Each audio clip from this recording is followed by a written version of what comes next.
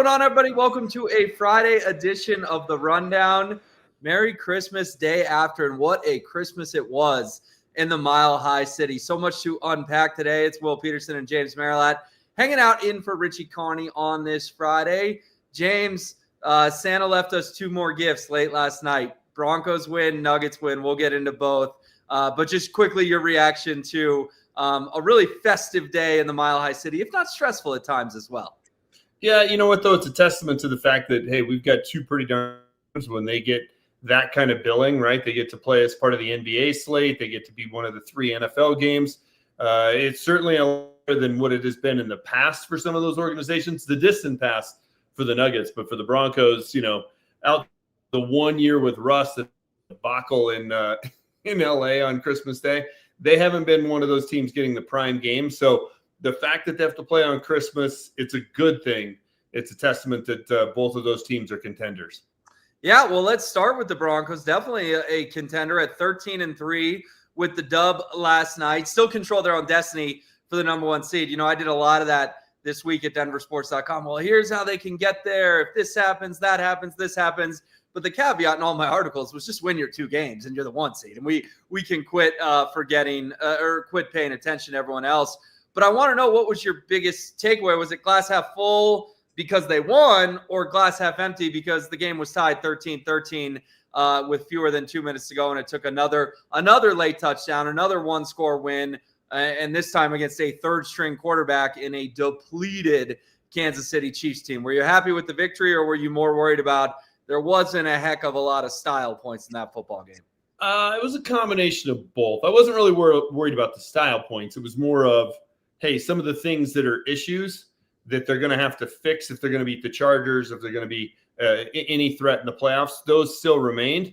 But at the end of the day, it was all about just go in, find a way to get a win, escape Kansas City with a W, get to 13-3. It's a short week.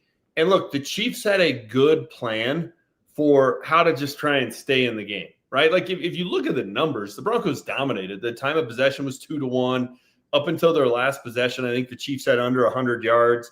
Their quarterback threw for 60-some yards on the day. Like, they didn't do anything.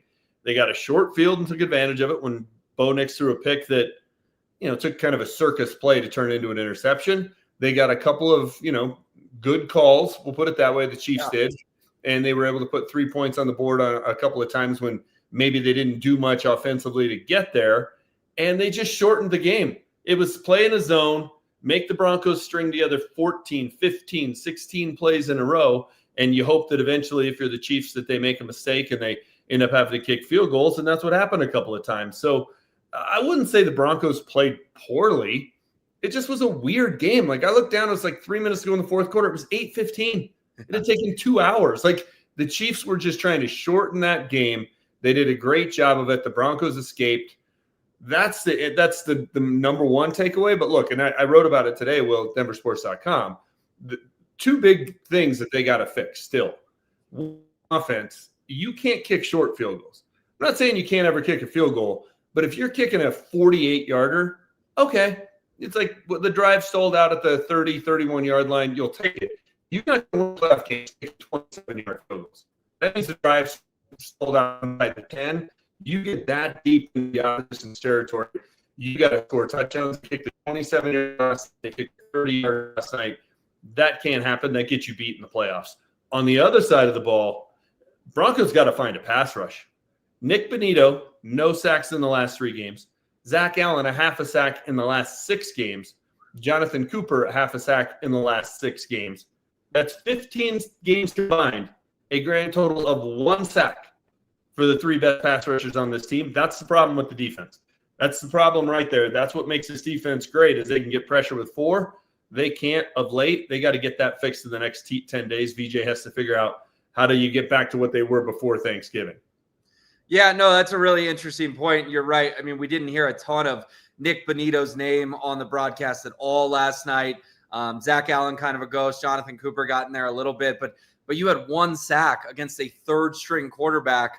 That was alarming. Now, they were only on the field for like 43 plays. You're right. The time of possession was dominated by Denver, and I like your breakdown. You can point to all 13 Chiefs points on 3 critical plays, right? The interception that was a heck of a play by Nick Bolton. You called it circus. I'll agree with you. It was incredible. The questionable DPI call on Pat Surtain that led to another field goal. And then Darren Rizzi's special teams doing what they do. They gave up a long punt return that set up the Chiefs' 3rd field goal. So, I mean, there's a alternate universe where that game is a shutout for the Denver defense last night. And I think we all would have felt a lot better about 20-0 than 20-13. But Bo Nix, let's talk about Bo, because he made some history last night, and I wrote about this morning at denversports.com. First QB ever in the history of the league to throw over 7,500 plus yards, 50 plus passing touchdowns, and win 20 plus games in his first 2 years in the league. I mean, for as much as people want to complain about Bo and dissect him and dink and dunk and fraud and this and that, I mean, anytime you're the first QB in the history of the league to do that, and oh, by the way, he joined Justin Herbert and Peyton Manning as well in another statistical category, 7,000 plus yards, 25 plus touchdowns each of the first 2 seasons, 10 plus win. I mean, my point is we shouldn't dissect him maybe as much as we do when this guy is literally making history. And of the 6 QBs in that class, James, definitely looks like the most complete resume thus far. Jaden Daniels had a great rookie year. Drake May's having a great sophomore year. Caleb Williams having a great sophomore year. But Bo's the only one out of the 6 who's done it in both years thus far in the league. Yeah, and it's a great combination of stats, right? Because you could get the wins as a young quarterback just by being on a team that is loaded, right? Mm-hmm. Like, and no disrespect to Russell Wilson, but he didn't have to do a ton his first couple of years in Seattle. They had a great defense. They had a great running game. He could just rely on those things. Yeah, Bo's got a great defense. I don't think it's great. They have a really good defense. They have virtually no running game, right? So amassing those wins is impressive. Or if you're a quarterback, you can put up big numbers because you're on a terrible team and you're behind all the time and you're throwing the ball all the time and you rack up passing yards and maybe you rack up passing touchdowns. But to combine those two tells you he ain't riding the coattails of just the defense. And you get the wins. That's the third part of it. And it's like, okay, well, he's not just getting this in garbage time. So I think it's a very impressive stat. I think it says a lot about him. I do think we over-dissect him. Nothing new in this town. I don't know if you watched the Elway documentary yet. That's what we do. We over-dissect quarterbacks. That's part of Broncos country. But I thought he was really good last night. I mean, again, the pick wasn't necessarily his fault. He missed on a couple of throws that seemed to carry over kind of from Jacksonville, but his rushing touchdown was a great play. Takes a broken play and gets it into the end zone. The touchdown throw to R.J. Harvey late in the game, I don't know that R.J. Harvey ever was open, ever. And somehow it's a completion for a touchdown in the back of the end zone. So that was a really good play. I think at this point we need to stop, worrying about his footwork on every throw and worrying about this and worrying about that. Your article was good because it takes a look at the aggregate. Let's judge him on the aggregate versus every minuscule play. And he's been pretty damn good. Look, he's one of the 3 quarterbacks from that class that look like they're going to be players: Caleb Williams, Drake May, and Bo Nix. The other 3, time will tell. So where they rank, I don't know. We're fixing to find out in the AFC, though. We are, and I wouldn't count out Jaden Daniels just yet. He did take Washington to the NFC title game last year, but obviously a disappointing second year this year.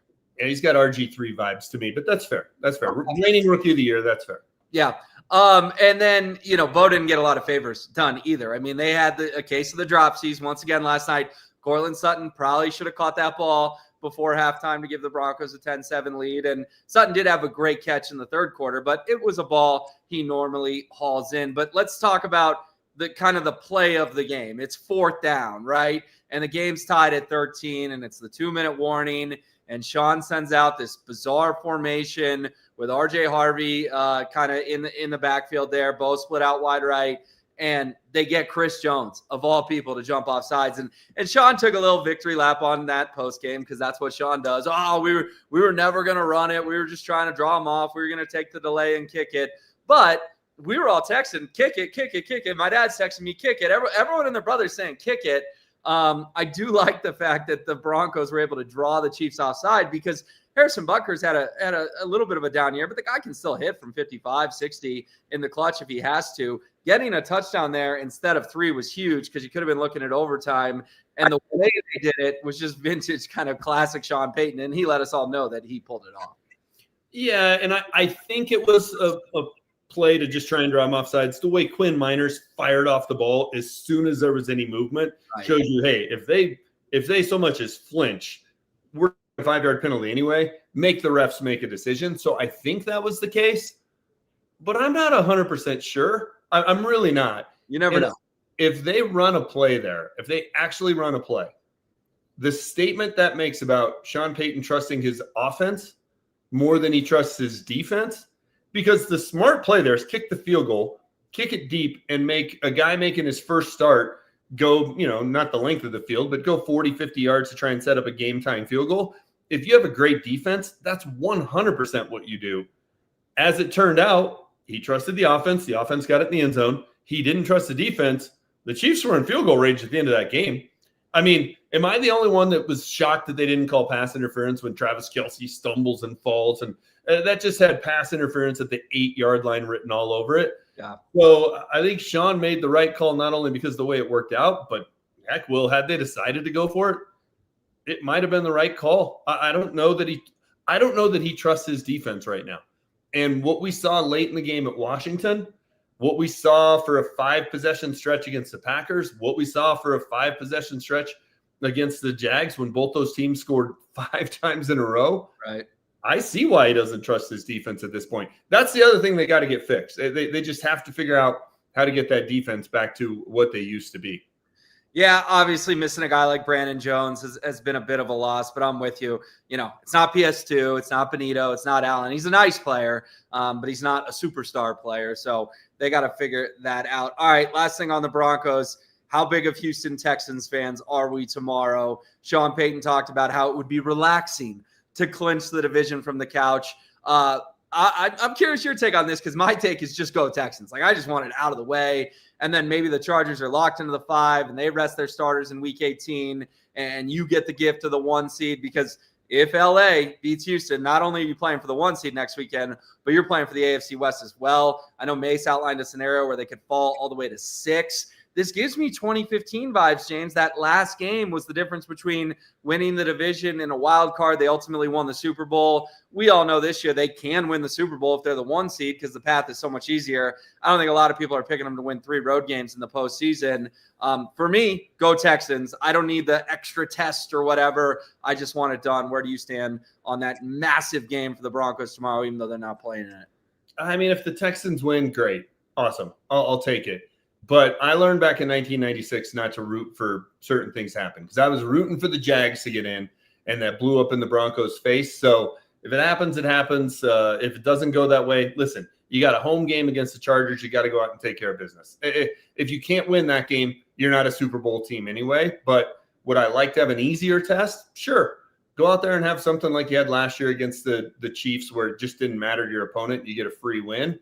But they're going to have Broncos are going to have to play either way. They're going to have to be competing for the 1 seed, even if they've got the AFC West wrapped up. So, and that's a good thing, because you would not want a situation, Will, where last night was the last time the Broncos played until January 17th or 18th. Like, that's a long break coming off of a kind of a bad performance against the Jaguars, kind of a performance last night.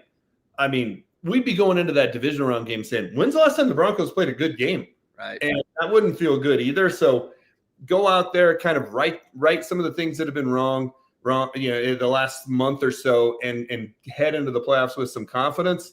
It's not the worst thing in the world if that game means everything. All right. Well, we will see. We'll know in about, 28-ish hours here whether or not the Broncos have won the division. Let's pivot over to what happened at Ball Arena, though, last night with the Nuggets, because Nikola Jokic went off. I mean, James, he's the first player. And we say this all the time, but then you're like, wait, what? He's the first player in the history of the NBA to have a game with 55-plus points, 15-plus rebounds, and 15-plus assists. It's remarkable. It's again, I'm running out of words to describe it, because 55, 15, and 15, Michael Jordan isn't capable of that stat line. LeBron James isn't capable of that stat line. Where are you at on Jokic? Like, it feels like every day he's getting closer and closer to entering this GOAT conversation. And what happened last night at Ball Arena was truly historic. Yeah, we're running out of superlatives, right? And it takes a night like last night for us to start talking about the amazingness of Nikola Jokic, because what he does on a nightly basis is pretty amazing, averaging a triple-double. And we just kind of take it for granted because you see it so many times, right? You're just like, yeah, I mean, just another 30, 10, and 10 Right. Jokic. But last night was remarkable. It's a team that's down 3 starters. That's the definition of carrying your team to victory. Jamal was really good too, but that stat line, you're basically involved with everything that's happening on the floor for the entire game. The overtime was nuts. You fall behind, big right out of the gate. They scored 27 points as a team in overtime, and he has 18 to set an NBA record. Listen, is he the best player in the history of the game? I don't know. I'm a Jordan guy. If you want to be a Wilt guy, that's fine. Younger people be LeBron or Kobe or whatever. But, dude, he's in the conversation. He's in the conversation because he does things over and over and over again that nobody in the history of the league has done. That by definition puts you in the conversation. Yeah. No, and it's insane that maybe the best basketball player on earth, is playing hoops 6 miles from where I'm sitting right now, 15 miles from where you're sitting. Like it's crazy. Like as a Denver Nuggets fan, we never thought we'd have that. And we constantly have to pinch ourselves that we are in the golden era, because once he goes back to Serbia, and I'm not saying it's going to be tomorrow, I'm not even saying it's going to be 2 or 3 years from now, but once he goes back to Serbia 5-6 years from now, like I could live for another 50 years. You could live for another 50. We will never see a player in a Nuggets uniform this good ever again, or who makes them a legitimate title contender year in and year out ever again. I mean, this is the golden age of Nuggets basketball, maybe ever, and certainly in our lifetimes. Yeah, I mean, unless you're a Celtics fan or a Lakers fan, you're not going to see multiple times in your lifetime where the best player in the league is on your team. So, think about it. The Bulls had Jordan, but when else have they had the best player in the league? Derrick Rose for one season, but you know what I'm saying? Over a long period of time where you have a legitimate championship window for a decade, maybe it'll happen again. I'm in my 50s. Hadn't happened before Jokic got here. I doubt it'll happen again before, I've moved on. So not to be morbid, but no, it's remarkable. It's rare. It's something we all need to appreciate. And last night was just talk about just the cherry on top of the Sunday at the end of Christmas. And just another reminder, hey, let's appreciate it. Listen, we should appreciate, we also have the best hockey team in the league. Maybe, on pace to have one of the best in the history of the NHL. Got a Broncos team that has a chance to win 14 games, something the team's only done once in their history. So it's all, I guess twice. I think Peyton's team did it once too. So either way, tie the record for most wins in the history of the franchise.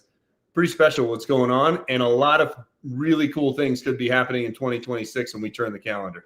Yeah, no, you're right. I mean, 3 parades is not totally out of the question. I mean, I would take 1. I'm not greedy, but it's not unrealistic to think we could have February and 2 in June, which is crazy. All right, last thing on the Nuggets, because Jokic was great, but it was also a great basketball game. I mean, the shot Anthony Edwards hit to force overtime was ridiculous, and the Nuggets did collapse. I mean, they collapsed in that fourth quarter, and then in OT, you're thinking, oh my gosh, I've seen this movie before. Another historic comeback for the Wolves at Ball Arena, bringing back bad memories of Game 7 a couple years ago when the Nuggets could have gone back-to-back.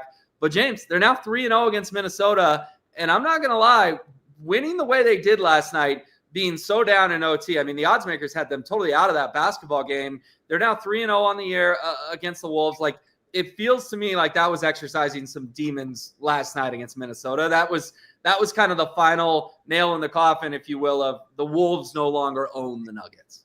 Yeah, I'm with you on that front. You know what, though? It remains a great rivalry, and you hate to see it when Ant hits that shot against your team, but it's a reminder of what a great player he is, and it takes great players on both sides for there to be a legit rivalry. This matchup has it. So, yeah, the Nuggets are 3-0 against them. I still would be more than they somehow avoid them in the postseason.